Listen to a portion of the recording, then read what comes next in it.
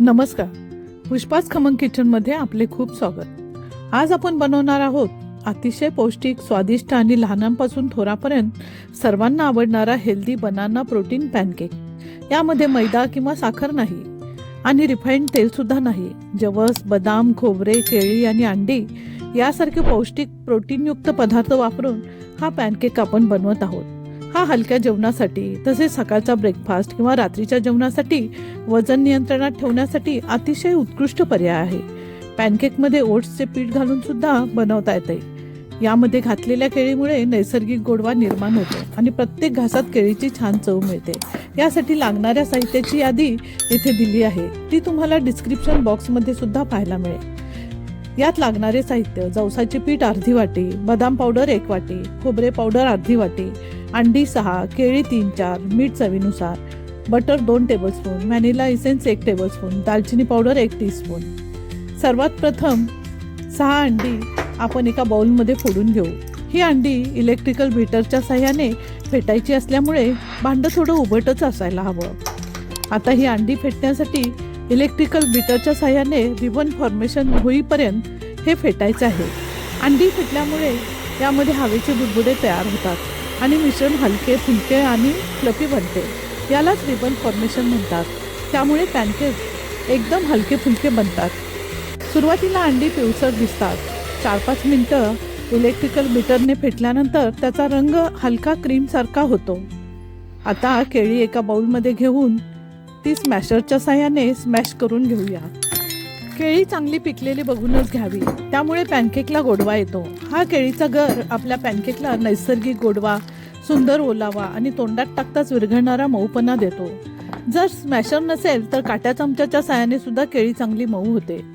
आता फेटलेल्या अंड्यामध्ये 1 tablespoon vanilla essence, दालचिनी powder 1 teaspoon हे चांगले मिक्स करून घ्यायचं आहे.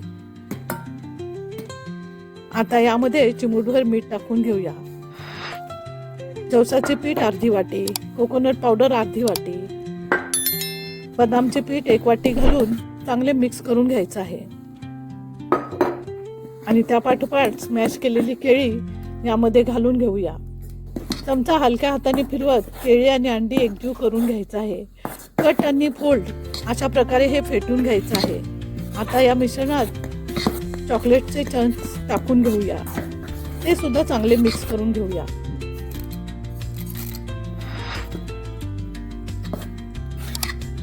आता गॅसवर पॅन चांगले गरम झाले आहे. त्यावर तूप किंवा बटर लावून घेऊया.